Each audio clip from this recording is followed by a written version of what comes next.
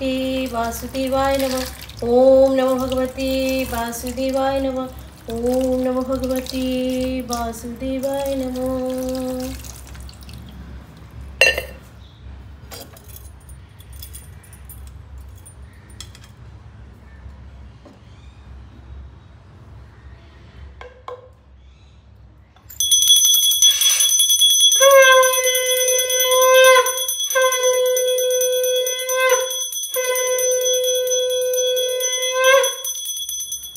हरे कृष्ण कृष्ण कृष्ण हरे हरे, हरे राम राम राम हरे हरे, हरे कृष्ण कृष्ण कृष्ण हरे हरे, हरे राम राम राम हरे हरे, हरे कृष्ण कृष्ण कृष्ण हरे हरे, हरे राम राम राम हरे हरे। শুভ সকাল বন্ধুরা, good morning. কেমন আছেন আপনারা সবাই? নিশ্চয়ই খুব ভালো আছেন, আমরাও খুব ভালো আছি। তো আজকে অনেক সকালে উঠেছি, সকাল সকাল উঠে সমস্ত বাসি কাজ সেরে চলে এসেছি। স্নান করে পুজো দিয়ে একবারে সোজা কিচেনে এসে সমস্ত রান্না সেরে নিচ্ছি। সকাল 11টার মধ্যে আমার সমস্ত কাজ হয়ে গেছিলো, কারণ 11:30 থেকে মেয়েদের স্কুলে পিটিএম ছিল, মানে প্যারেন্টস টিচার মিটিং, তো সেখানে যেতে হবে, সেই জন্য সকাল সকাল রান্না করে নিচ্ছি। তো এই যে দেখতেই পাচ্ছেন, এখানে আলু আর উচ্ছে ভেজে নিচ্ছি। এই আলু আর উচ্ছে ভাজা খেতে না গরম গরম ভাতে বেশ ভালো লাগে। আর এদিকে ফ্রাই প্যান বসিয়ে দিয়েছিলাম, তেল গরম হয়ে গেছে, মাছগুলোকে ভেজে নিচ্ছি। দু ব্যাচে মাছগুলোকে সবকটাকে ভেজে নিয়েছিলাম। আজকে বানাবো পমফ্রেট মাছের ঝাল, পেঁয়াজ আদা রসুন দিয়ে বানাবো। তো এদিকে মাছগুলো ভাজা হয়ে গেছে, মাছগুলোকে তুলে নিচ্ছি। এবারে ভালো করে মশলাটাকে কষিয়ে নিচ্ছি। মাছে আর আলু ঠালু আর কিছু দিইনি আজকে, যত তাড়াতাড়ি রান্নাটা করা যায় সেই চেষ্টাটাই করেছি। ওদিকে উচ্ছে আলুটা ভাজা হয়ে গেছে, ওগুলোকে এবার তুলে নেব। এদিকে মাছটা ভাজা হয়ে গেছে, মাছটাকে আগে তুলে নিচ্ছি। এবারে এর মধ্যে কিছুটা কুচানো পেঁয়াজ দিয়ে দিচ্ছি। পেঁয়াজটা ভাজা হয়ে গেলে তারপরে যে মশলাটা করে রেখেছিলাম, পেঁয়াজ আদা রসুন টমেটো সব কিছু দিয়ে সেই পেস্টের মধ্যে দিয়ে গুঁড়ো মশলা দিয়ে ভালো করে কষিয়ে নেব মশলাটা, তারপরে ওটাকে নামিয়ে নেব। আর নামানোর আগে দিয়েছিলাম সামান্য ধনেপাতা।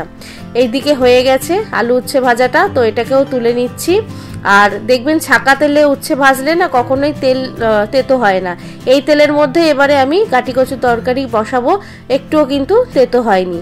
আর অল্প তেলে উচ্ছে ভাজলে কিন্তু কড়াটাও তিতো হয়ে যায় এবং তেলটাও পুরো তিতো হয়ে যায়, সেই কড়াতে আর অন্য কিছু রান্না করা যায় না। এই যে এদিকে মাছটা হয়ে গেছে, নামানোর আগে দিয়ে দিয়েছি কিছুটা ধনেপাতা। দেখতে বেশ ভালো হয়েছে না, কালারটা বেশ ভালো এসেছে। আর এদিকে ভাত হচ্ছে, আর এদিকে কাটি কচুর তরকারিটা কষাচ্ছিলাম। আমার রান্না আজকের কমপ্লিট। এদিকে করেছি আলু উচ্ছে ভাজা, এটা কাটি কচুর তরকারি, এটাও নামানোর আগে অল্প একটু ধনেপাতা দিয়েছি। আর এদিকে হলো পমফ্রেট মাছের ঝাল। এই হলো আজকের দুপুরের লাঞ্চ মেনু। ঝটপট করে সমস্ত কিছু সেরে এবার যাব মেয়েদের স্কুলে। দেখা হচ্ছে ডাইরেক্ট সন্ধ্যেবেলায়। হ্যালো বন্ধুরা, তো অনেকদিন ধরেই ভাবছি আমার পুজোর কালেকশনগুলো তোমাদের সাথে শেয়ার করব, আমার কেন সবারই, আর কিন্তু হয়ে উঠছিল না, কারণ আমি যার কাছে অর্ডার করাতে দিয়েছিলাম আর শাড়িতে ফলস পিকো লাগাতে দিয়েছিলাম, সে আজকে দিয়ে গেল। তো আজকে তোমাদের সাথে শেয়ার করছি। প্রথমে আমারগুলো দেখিয়ে নি। এটা একটা শাড়ি, এটা হলো ওই মাসলিন, এটা আঁচলটা, আর অল ওভার শাড়িতে কোনো কাজ নেই। অল ওভার শাড়িটা এরকম সিম্পল, মানে ইয়েলোর উপরে সিলভার কাজ করা, ভাল লাগছে শাড়িটা। আর আঁচলটা হলো এরকম রেড আর কি বলে এটা ব্ল্যাক কালারের সুতো দিয়ে কাজ, এই যে এরকম, তার উপরে হালকা সিকোয়েন্স বসানো। এটা হলো একটা, আর এটা হলো একটা চন্দন কালারের বডিটা, আর পাড়টা হলো কালো। এটা ওই বীরেন কুমারের শাড়ি হয় না, সেই বীরেন কুমারের শাড়ি। আমি ওনার শাড়ি পরতে ভীষণ ভালোবাসি। পুরো অল ওভার শাড়িটাই এরকম। আর আঁচলটা হলো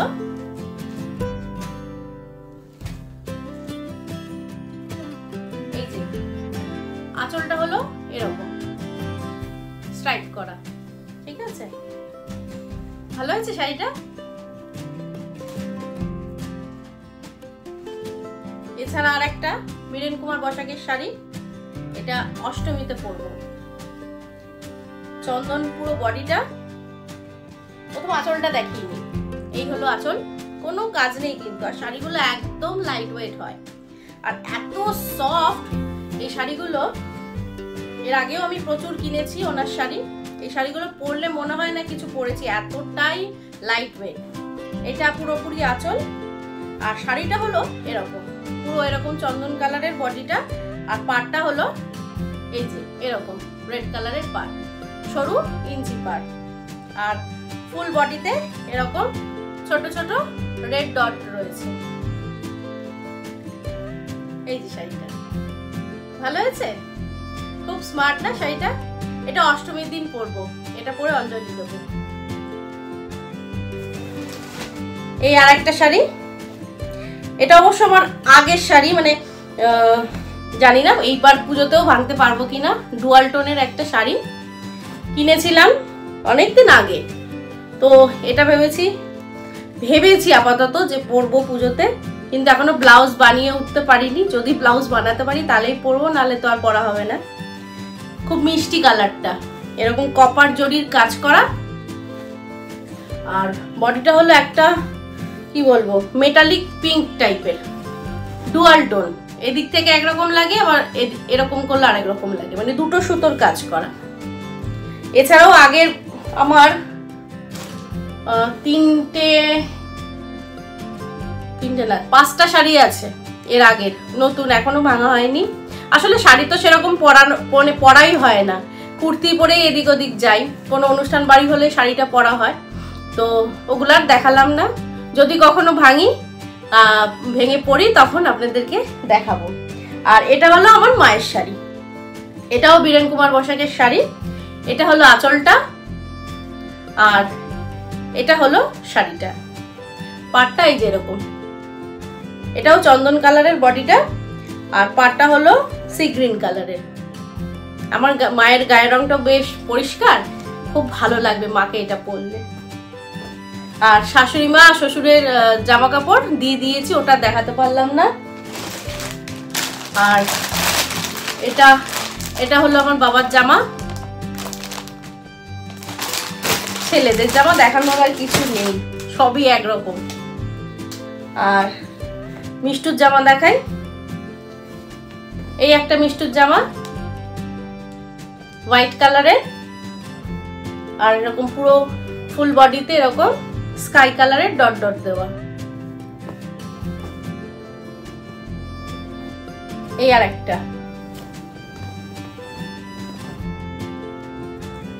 একটা ওর জামা ব্লু কালারের। এবার হচ্ছে বাবুরটা হলো হোয়াইটের উপরে এরকম মাল্টি কালারের ফুলের কাজ করা,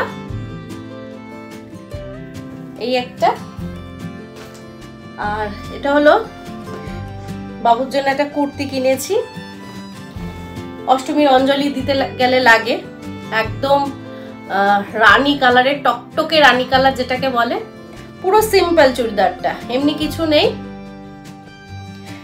জাস্ট বুকের কাজটা এরকম সিকোয়েন্স দিয়ে কাজ করা, আর এই হাতার কাছে একটা গোটাপাত্তির কাজ, আর অল ওভার পুরো সিম্পল। এর সাথে প্যান্ট রয়েছে, প্যান্টটাও এরকম সিম্পল, কিন্তু দুপাট্টাটা দুপাট্টার মধ্যে হচ্ছে মাল্টি কালারের ফুল রয়েছে, আর দুপাট্টাটা হলো অর্গানজার, খুব সুন্দর। এটা যখন পরবে দেখাবো আপনাদেরকে। আর বেশিরভাগ তো আমি কুর্তিই পরবো পুজোতে শাড়ি পরে বেড়ানো যায় না, কারণ প্রথম কথা এত গরম, আর তারপরে বৃষ্টি হওয়ার কথা আছে। বৃষ্টিতে ভালো শাড়ি পরবো তো নষ্ট হয়ে যাবে, আর পুজোতে তো এক জায়গায় বসে থাকা নয়, এদিক ওদিক ঠাকুর দেখতে যাওয়া, তো ওই শাড়ি পরে হেঁটে ঠাকুর দেখা অসম্ভব। ওই জন্য হয়তো অষ্টমীর অঞ্জলি দেওয়ার সময় পরবো, সেটা তো পাড়ার প্যান্ডেলেই দেবো, সেই জন্য অসুবিধা নেই। আর ইচ্ছা আছে একদিন পরবো শাড়ি, এছাড়া কুর্তিই পরবো রোজ। তো এই একটা কুর্তি আছে, এগুলোর সাথে না প্যান্ট সেট আছে, প্যান্টগুলো দেখালাম না। এই একটা কুর্তি, একটা মিষ্টি পিঙ্ক কালার, এখানে বুকের কাছে একটু হালকা সিকোয়েন্সের কাজ, ব্যাস আর কিছু নেই। ভালো হয়েছে কুর্তিটা। আর এই আরেকটা কুর্তি, এটার সাথেও প্যান্ট রয়েছে। এটা হলো একটা জাম কালারের কুর্তি, ডিপ জাম কালারের। এটাও বুকের কাছে হালকা এই যে একটা যে দাগ গেছে, এটা সিকোয়েন্সের কাজ, ব্যাস আর কোনো কাজ নেই, সিম্পল। খুব সুন্দর এই কুর্তিটা, ভালো হয়েছে। তো এই হলো পুজোর কেনাকাটা। আর গোপুসোনার তিনটে জামা নিয়ে এলাম। এর আগের দুটো কেনা রয়েছে, কারণ জন্মাষ্টমীর জন্য একটা কিনেছিলাম, সেটা এখনো পরানো হয়নি, তো সেটা পরাবো। আর এর আগে একদিন কিনেছি একটা, আর আজকে নিয়ে এলাম তিনটে। মায়েরও আগের তিনটে নতুন শাড়ি আছে, আর সেদিন একটা দেখালাম। টোটাল 4 দিনে 4টে পরাতে পারবো। তো এই হলো কেনাকাটা। তো চলুন ভিডিওটা এখানে এন্ড করছি, দেখা হবে খুব শিগগির। তো ততক্ষণ সকলে খুব ভালো থাকবেন, সুস্থ থাকবেন, টাটা।